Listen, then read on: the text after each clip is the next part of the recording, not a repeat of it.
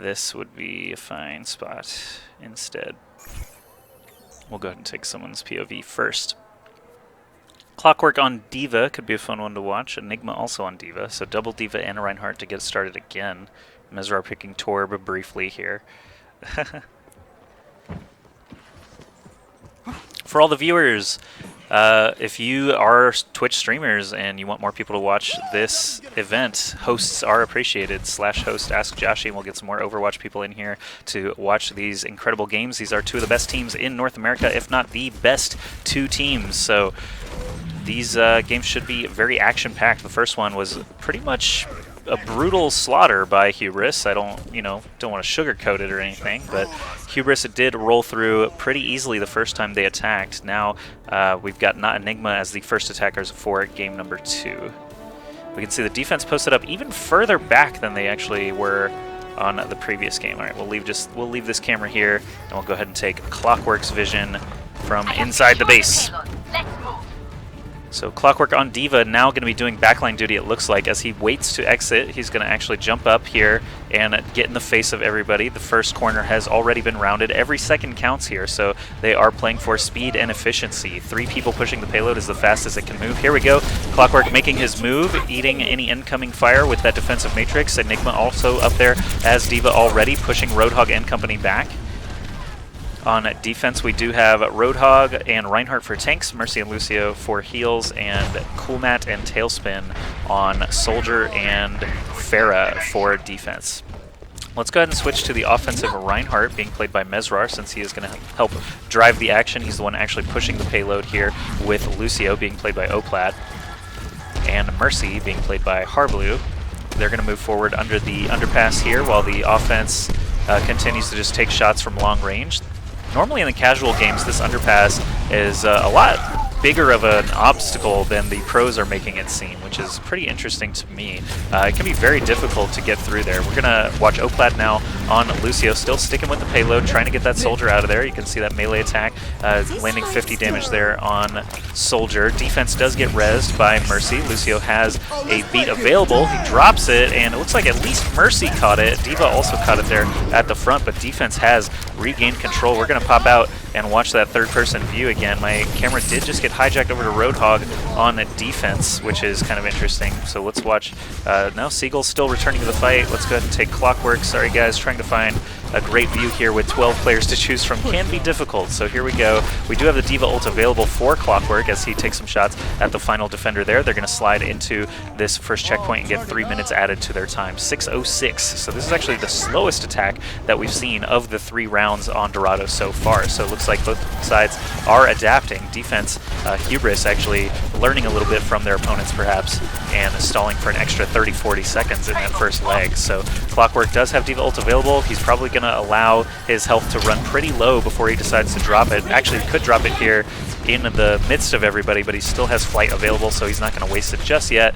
Sustain is the name of the game when it comes to D.Va. He's going to try and stay alive as long as he possibly can. He doesn't pop the ultimate before ejecting. We're going to actually switch now to... No, Seagull just died, so we'll go ahead back onto Oplaid, who drops it for his team. 500 extra health for everybody. He has to get out of there, though. He actually nearly died even after ulting.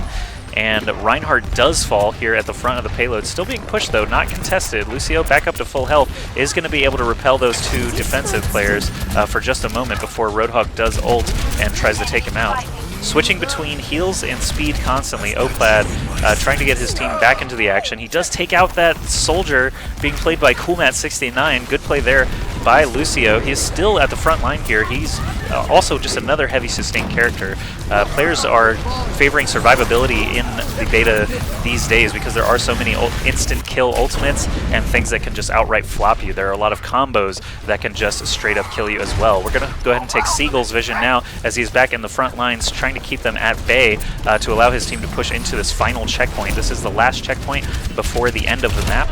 Coolmat landing that Helix rocket point blank into Seagull's face. Let's go ahead back to Clockwork here on D.Va, ejecting as the suit runs out of HP. He's got that little bunny pistol that he can use to... Did Reinhardt just fall off? Yeah, I'm pretty sure we just saw Reinhardt fall off the right side of the map there.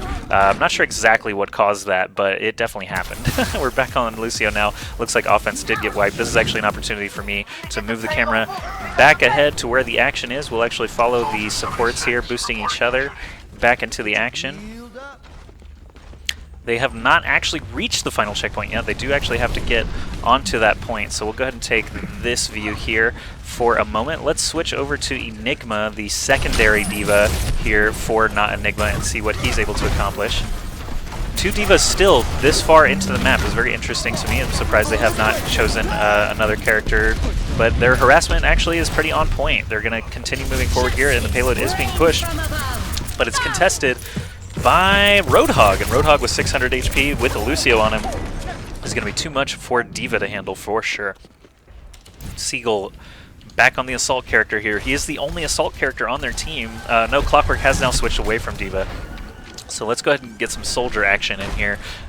Instead of the double D.Va, I told you I was surprised that they were staying on D.Va. D.Va's really good for disrupting and allowing the payload to move, but on the last point, you really just need that presence. You need the body to actually sit on the payload, or you need the damage to actually take people out. D.Va's damage is not equivalent to an Assault character, so it's a good thing, in my opinion, that Clockwork chose to switch here. He does have his soldier ult available as well, so if he can manage to get a flank, he can actually probably take out a couple of different characters. He wants to grab that health, but great discipline there, actually waiting to take that health pack until that Helix Rocket and other attacks came in, and then he just grabs the full health.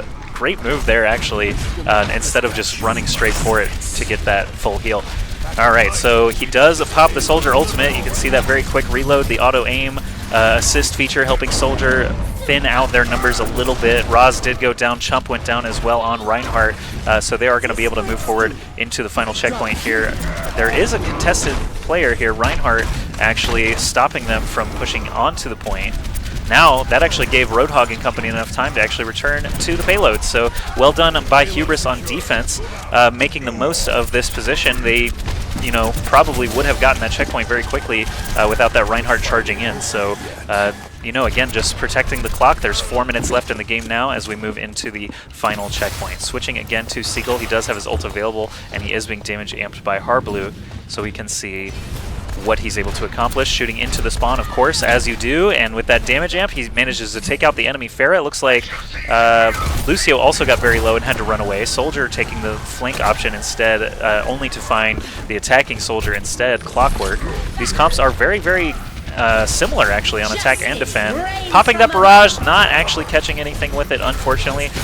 Let's go ahead and switch over to Clockwork now on Soldier. No, he's going to get flopped by the enemy Soldier's ult and rezzed immediately by Harblue with that Mercy res. Defense also popping their res, but Mercy goes down immediately. D.Va out of her suit is not going to be able to contest very well. Payload is rolling backwards right now, so defense still has control. Reinhardt and it looks like Mercy for the defense are keeping everything under wraps here for the defense. Seagull falling now, trying to find a player who's actually alive, and the offense is on fire. A lot of them are on fire, but they are actually getting stalled out here. It's been a full minute since they reached that last checkpoint. They've only got 3 left here. Every time they regroup, it's going to cost them about 45 seconds off the clock. Let's go ahead and fly in here and try and get that overhead view so we can see all the ults coming down in this final stretch.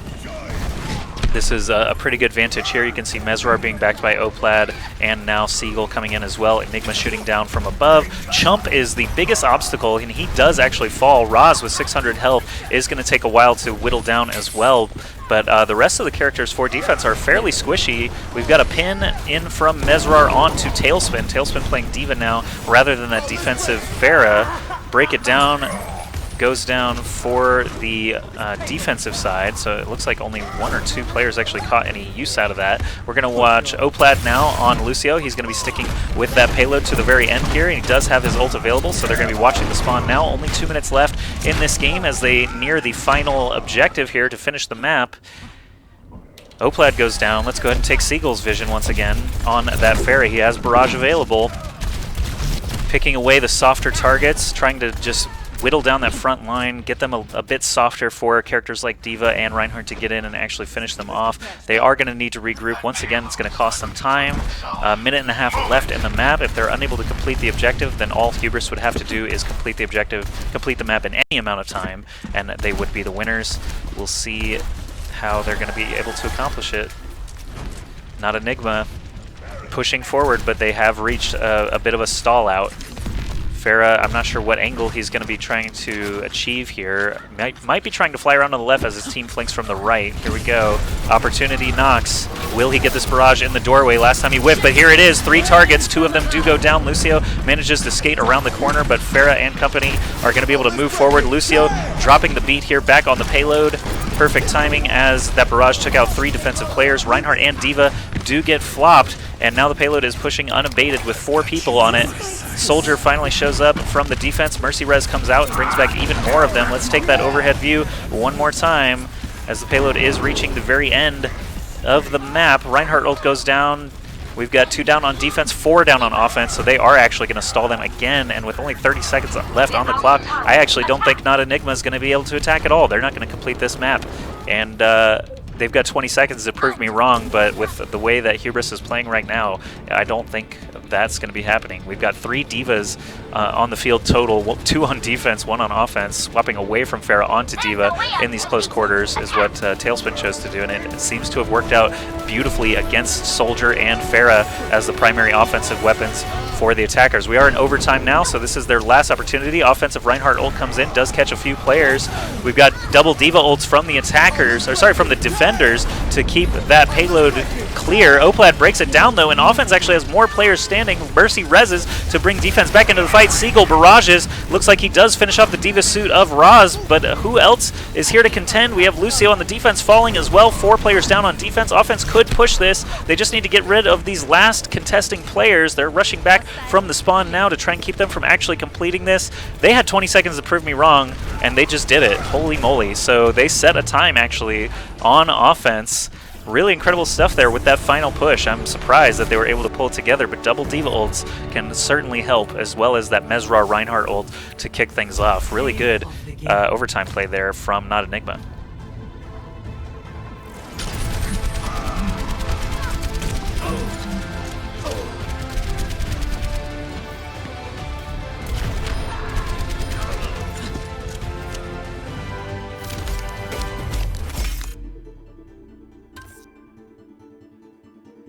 All right, the time set was 10 minutes, 37 seconds. I'm going to make a note. NotEnigma success 10:37. File save. Okay. And now we'll just switch sides and see if Hubris can do what they did last round.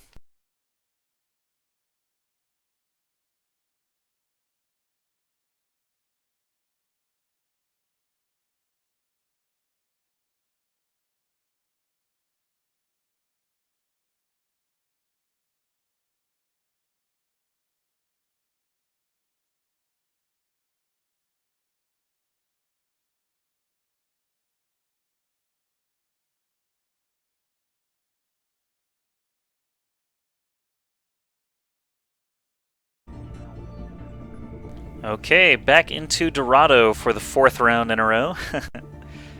We'll see what Hubris is able to do on offense. If they can do it faster than 10 minutes and 37 seconds, they will win this second map in the first best of 3 on Dorado, and they will win the first best of 3. If NotEnigma can actually stop them, the score will be 1-1, and we'll move into a 3rd game here on Dorado.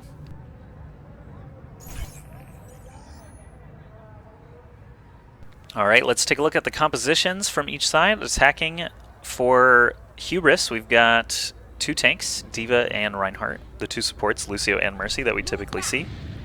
The assault units are going to be Talespin and Coolmat69 on Pharah and McCree, respectively. Defensive side, we've got Enigma, Clockwork, Mesrawr, Harblue, Oplaid, and Seagull, with 3 offensive characters on defense. Notably, only 1 tank with Reinhardt. They're going for that defense to really keep that payload from moving at all. They really want to get some kills rather than providing roadblocks, basically, for the payload. They just want to pick everyone off. So they're relying now on their their shooting skills, basically, rather than the strengths of the characters. McCree and Clockwork are just hit scan characters. Seagull, obviously, with that mobility and rocket splash, they're just going to be pooping out damage all over these attacking players. We'll take CoolMat69's view. Actually, no, let's take Talespin's view on Pharah, as he's going to have that mobility advantage starting out. He's actually going to die immediately, so that's the caster curse happening for him. Switching to McCree now, CoolMat69, very, very accurate player. One of the most accurate McCrees and Widowmakers that we've seen in the beta yet, so it'll be cool to watch his POV. See what I did there? CoolMat69 takes out the enemy McCree. Enigma, he's going to flash and fan, see what he can find, but he actually goes down as well. That ragdoll showing us that McCree is not invincible. Seagull now, sorry, Talespin now on Pharah. Seagull was playing the defensive Pharah, Talespin on the offensive Pharah, who we are watching now. They are dueling, and both managed to hit each other in the face with that first rocket, but Talespin does finish off Seagull with the second, which is great for offense. They're going to be able to move this payload forward through the choke, no problem, as defense trickles back into place. So let's go ahead and take the free cam back to where the action is. We've got a good setup from offense. The whole team is here. Defense also just with those dueling Reinhardts trying to find the picks that they can. Let's switch now to Talespin. No, CoolMat on Soldier now, switched off of McCree. So we're watching CoolMat69 on Soldier, another hit scan character. McCree has fallen a little bit out of favor since his damage fall off nerf, and Soldier still has no damage fall off, so he's just as accurate from far away, does just as much damage, so we'll see how CoolMat does with this damage amp from his teammate Esper playing Mercy. Payload is still moving. Again, optimum amount of pushers is 3. You can have 3 people harassing and 3 people pushing, and it'll be just as good as 6 people pushing. That is the max speed that they can actually go. Soldier moving forward now, trying to get a pick on Pharah, shooting down from above. Payload is moving pretty quickly here through the second leg. Church is a tough choke point, and we saw NotEnigma actually get stalled out here in the previous attacking round for them. Let's go ahead and take Minstrel's view on Lucio, as he does have his ult available, so we'll watch for that all-important ultimate when the teams are ready to engage. We've got Pharah and Winston jumping around looking for targets now for offense. Roz choosing Winston rather than D.Va for that role. No D.Vas on the field now, opposed to multiple D.Vas in the last game. It looks like the payload is still pushing pretty solidly. Defense getting picked off. Seagull, Harblu, and Mesrawr all down now. Oplaid also falling the way of the dinosaur here. And this second checkpoint is going to be completed much quicker, it seems, than NotEnigma was able to. Hubris pushing forward that Reinhardt-Winston combo. Working out great for them. Let's go ahead and take CoolMat's view again on Soldier. No, he's still pretty far from the fight. Let's watch Talespin, who does have Barrage in tow. Couple of targets here. We've got a Pharah and Mercy available to be barraged, but he's just going to land a couple of direct rocket hits instead. Lands one on the Soldier, shooting into the vault there. Is going to splash a couple of characters as well. Now dueling. Rocket duels between Seagull and Talespin have been pretty entertaining thus far. Usually they just end up right in the face of each other. Enigma popping down Talespin there with his McCree. Minstrel down. Let's see, Zarya actually being switched to now in lieu of Winston as we approach the final point. He's just going to wait for his team, as several people did go down there. This is something that does not have in casuals. Nobody waits for anybody, and they just run right in. So pro players, of course, showing a bit more coordination. Zarya can place a shield on a teammate as well as herself to absorb some damage. Reinhardt, of course, with that 2,000 health shield, is going to be the primary pusher, while Zarya will be able to spot shield people. She's a great choice here, I believe, because once she builds her ultimate, if you get a Graviton Surge at the end of the payload, you can actually just wipe the defense, watch their spawn, and take care of business from there. Let's go ahead and fly back into the action. I wish the free cam had some bookmarks or something so I could do this a little bit quicker. Actually, shift makes it a bit quicker. I forgot about that aspect, but here we go. Zooming out now, we can see the defense all along the top here. Seagull, Enigma, and Clockwork all shooting down at the attackers. Talespin going to go ahead and take his vision again, as he does have another barrage loaded up and could be a major factor here. There's a barrage happening. Does not kill Soldier. Does actually get the last tick on Soldier. That rocket splash took him out from behind the column. CoolMat sprinting back into the action now on Soldier. He's got his ultimate available, and he's being damage boosted. So we'll see if he's going to be able to take out any of these defenders on NotEnigma. They are pushed up pretty far forward to the front door area. they are seeing this as they trickle back in. The payload is just one corner away from completion. 5 minutes and 15 seconds left in this round. So if they complete it at all before overtime, they will win the map. We'll see if they're going to be able to do that. Switching back onto D.Va now, we have Reinhardt, D.Va, 2 D.Vas, excuse me, instead of a Pharah and a Winston or Zarya. They've chosen double D.Va, Reinhardt, double support, and Coolmat is the only Assault character left, so we'll stay on him to see if he can get those valuable picks on the squishier targets of the defense. Pharah getting boosted and healed from Mercy. Enigma coming in from the side with that flash and fan takes out the only attacking Assault character that offense has, but here the beat is dropped, so all those tanks are going to get a massive HP pool. Defense also dropped the beat, so they're going to be right there with them. Seagull just shelling down. No one really has an answer for Seagull on defense right now. Coolmat needs to get back into the fight and help his team pick off that Pharah as quickly as possible. All right, my camera is having some issues here. There we go. Coolmat back on the focus, waiting for his teammates to return. Every single time the team wipes, it takes about 30 to 45 seconds for them to return to the fray. We've got ultimates available on Coolmat and Esper, so a revive could be seen in this next push. Enigma and Mesrawr on the other side, ready for those Reinhardt and McCree ult. So Reinhardt-McCree ult is a great combo. If you can lay them flat and then high noon, you will get some kills. Watching the left side there for any oncoming attackers. We've got the D.Vas in now, taking off. Coolmat needs to be protected, though.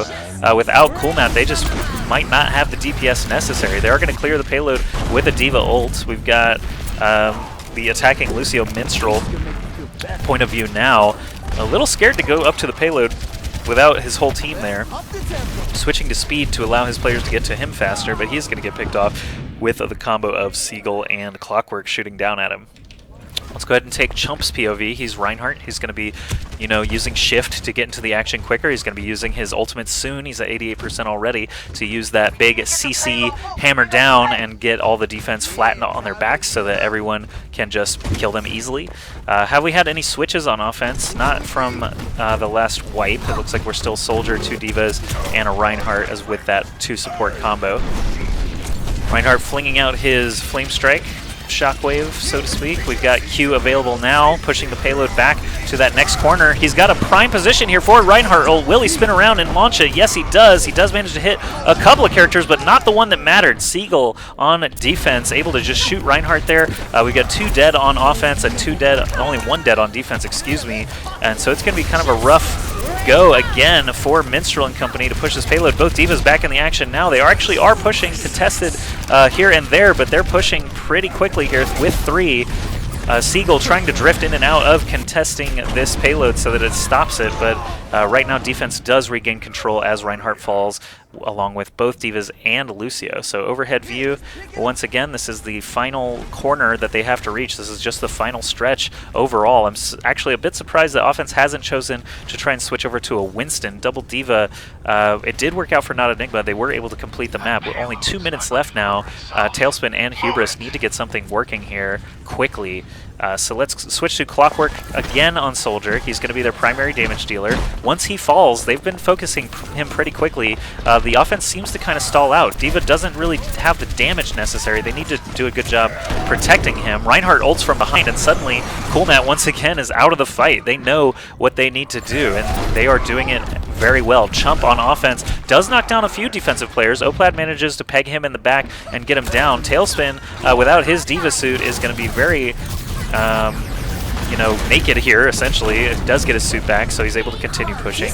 Mercy Res brings back the defensive players. That's bad for offense with only 1 minute 15 seconds left, and that overtime being so important. This could actually come down to the second. Very, very close game here for game number 2 on Dorado. NotEnigma, the fact that they were able to complete the map could be the difference here.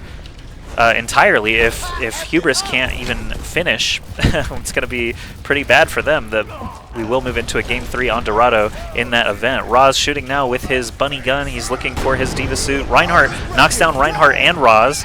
both of them are going to be taken out. No, Roz actually manages to survive long enough to get in his suit. They did not take the free swing with Reinhardt. Offensive D.Va ult is going to clear the defense or potentially kill Harblue. No, he manages to stay behind the Reinhardt shield. Good timing there by everybody on the defense to stay alive. We've got a barrage coming out now, but that Pharah was picked up very quickly. Seagull is down. Reinhardt ult again, knocking several members down. We've got 4 offensive characters down and 2 defensive characters down. Only 20 seconds left. I said it last time that NotEnigma probably wasn't going to be able to do this, but I really think Hubris probably is not going to be able to do this with Lucio just now responding, D.Va just now responding. They've got to touch that payload for a solid 8 seconds here. I don't know if defense is even going to let that happen. It looks like NotEnigma is poised to take game number 2 here on Dorado, this best of 3 series on the same map, working out as a format. In my opinion, that was really exciting ending there on both sides. So the score is now 1-1 in our first best of 3.